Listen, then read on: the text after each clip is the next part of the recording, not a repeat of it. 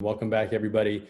We have an amazing guest with us today. We have Todd M. Gray, who's the principal of his own tax firm, and it's special for us because he actually files our personal and our corporate taxes. So thank you very much for joining Stuart and I today, Todd. Hold up, Todd. Hold up. Just want to be very clear. This is not the forum to release our tax information. Andre and myself. So we're good. Okay. I'll make sure to stay tight-lipped about that one. Appreciate you.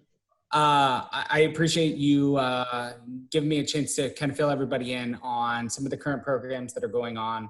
And I mean, really at this point, the government's really trying to step in and really be a bridge for not only employees that might have been furloughed or laid off, but also has recently, as of yesterday, stepped in and allowed unemployment insurance benefits to self-employed individuals. So that would be any independent contractors, that would be gig economy people, basically anybody that is not in a legal entity. So S corporations, C corporations, LLCs, these are sole proprietors.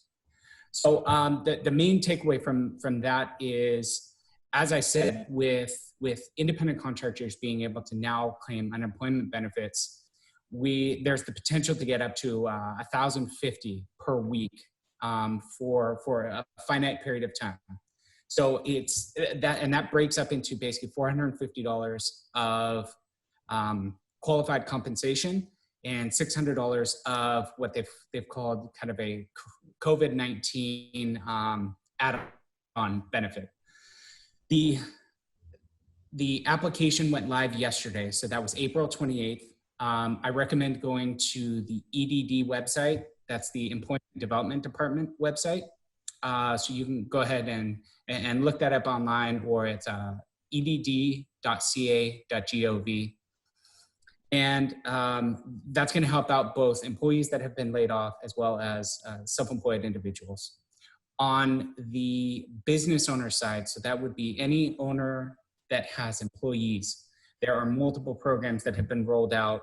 I'm sure a lot of you have heard about the Payroll Protection Program, or PP. Yeah.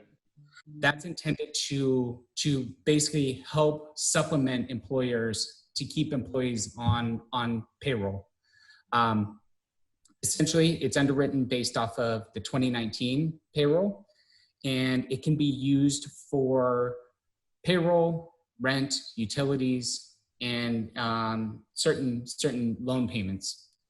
It's a really helpful program. They underwrite based off 2.5% of the monthly payroll costs, and those payroll costs can include health insurance as well as retirement benefits.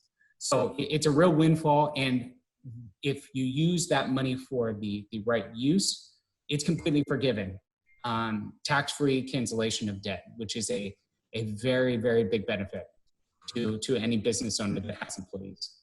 Quick question about that. We actually applied for the PPP, and we're fortunate enough to receive it. So that's been a huge benefit. And to my understanding, more funds were just recently released, so more people can apply for it. Yep, there was there was a lot of talk about the first round and how it got eaten up by some of the bigger businesses. There was a second round of funding that went in last Friday. The SBA started taking applications again on Monday. And to my knowledge, they're still having problems, and it's been really slow, but they are processing through a lot of small business applications. So that's a very, can be a very helpful product.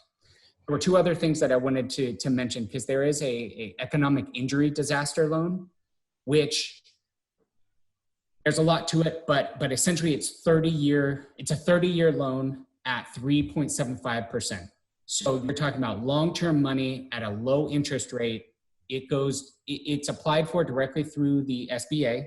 So you're going to go through the SBA website to do that. But again, that's long-term money at low interest rates, and could be a really helpful tool for business owners as they move forward. The last one that I wanted to specifically talk about was the payroll tax deferment. So I'm still trying to figure out how to use this as best I can for clients, because What it's intended to do is give employers the ability to defer the Social Security, the employer's side of Social Security. So when you run payroll as an employer, you collect both the employee side and you collect the employer side. Say, we're talking about basically 6.2% of wages on the employer side. The IRS has come out, or Congress passed an initiative to basically defer the employer's Social Security tax. Between now and December 31st of 2020, you can defer that up to basically 2 years. So 50% has to be paid by 12/31 of 2021, and the remaining 50% has to be paid by 12/31, 2022. To me, it's helpful, but those aren't huge dollars. I mean, when you talk about say $100,000 of salary, you're talking about $6,000.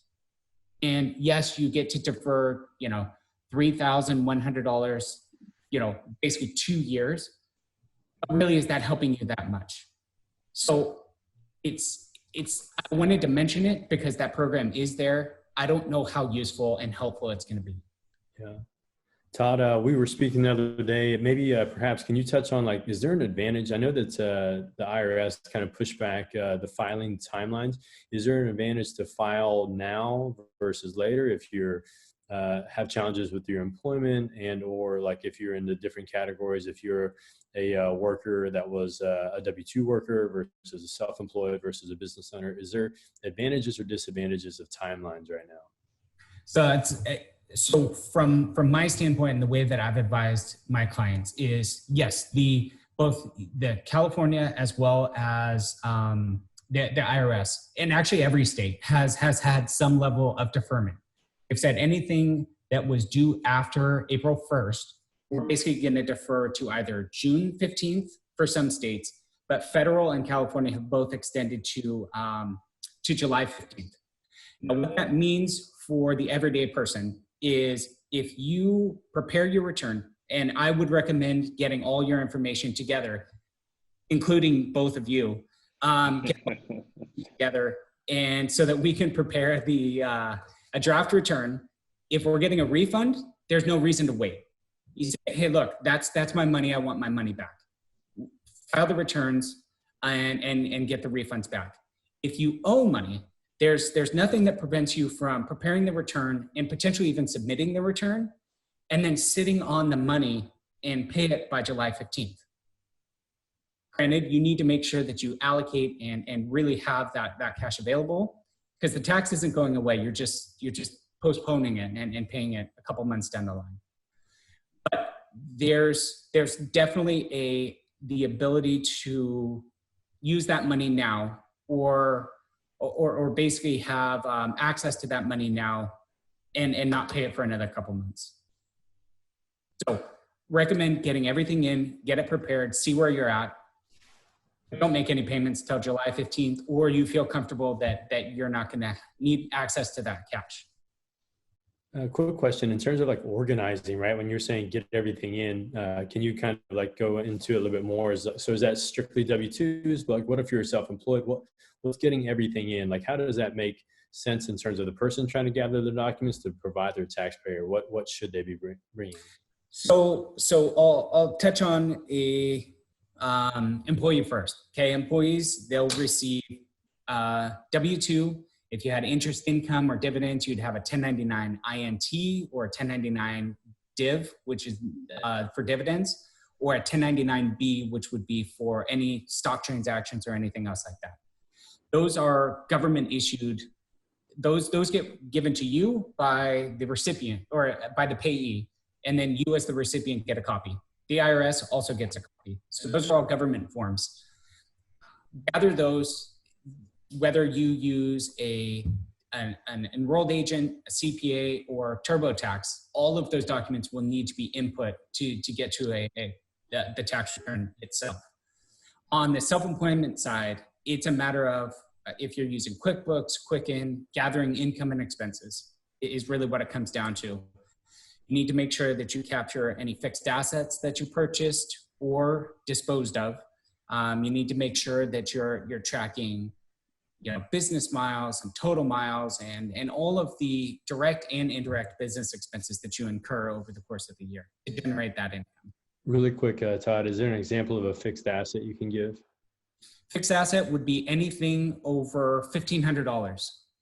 So the IRS a couple years ago established $1,500 as being the amount where anything under that, you can just write off as an expense. Anything over that, that means vehicles. That means if you bought office furniture, if you bought artwork, if you bought all of those different things that are a fixed asset is anything that's going to provide you benefit beyond right now. So if you bought a $5,000 Apple computer, right? That's going to provide you benefit long-term. It's going to provide benefit not only this year, but its useful life for a computer is usually between 3 and 5 years. Makes sense. Stuart, any questions that you have at all? Yeah, I have one final question. It's somewhat self-serving, but can you, obviously you're a wealth of information, so you kind of answer the questions I have right now, but can you just detail for our viewers the benefit of having a tax advisor like yourself versus, I know many of us tend to think that, taxes is just off filing on April 15th, but the benefit of having somebody like you on their team and how that affects the long-term plan. Well, it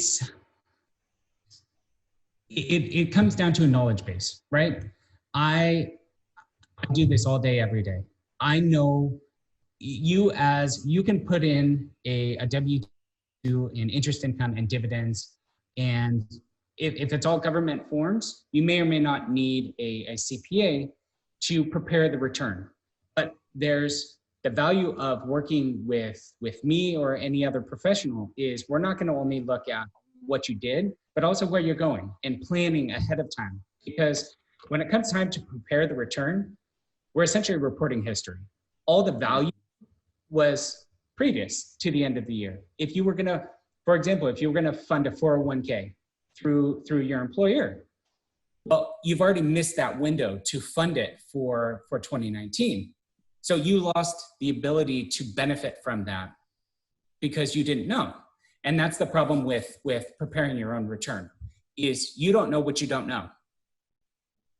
That's not to say that you couldn't do it, but did you take advantage of all the benefits that you could have? I think the one thing that we found that's been super beneficial for us as our working relationship over the last several years is the fact that, a lot of people that are using, say, like a TurboTax or whatever else, an H&R Block, they're kind of doing it once and forgetting about it. You've given us amazing insight in terms of how to plan over a long period of time. In addition to that, improving the complexities of what we're doing, right? Like going from W-2 to starting a corporation or an LLC and how to do that properly. And to make sure the filing is all set, because if we don't do that, then there's penalties with that as well too. Yes. So that has been huge in terms of our working relationship and your intimate knowledge of the tax code and everything else in between. So, well, it's been a pleasure working with you. Hey, thank you. And I owe you a call, Todd. I'll hit you up like tomorrow or something. So we're good. Okay. Awesome. Other than that, anything else to add in conclusion or anything, Todd? We really appreciate your time today. Anything else that you want to say at all? No, I mean, the last thing I guess I want to close with is just there are a lot of resources available during this difficult time. And this has been, unilaterally has affected everyone. And, don't be shy to really explore what resources might be available, because this isn't a time to be proud. If there's help that's needed or resources that are available, take advantage of them, because it is very important. And we're all trying to take care of each other. Highly endorse and recommend Todd. If you guys need any information from him, please feel free to reach out to Stuart and myself. And thanks once again, Todd. It was really insightful, all the information that you shared with us today. If anybody needs any kind of tax advice, we highly recommend Todd. If you need his information, feel free to reach out to Stuart and I. And thanks for watching, everybody. Appreciate it very much.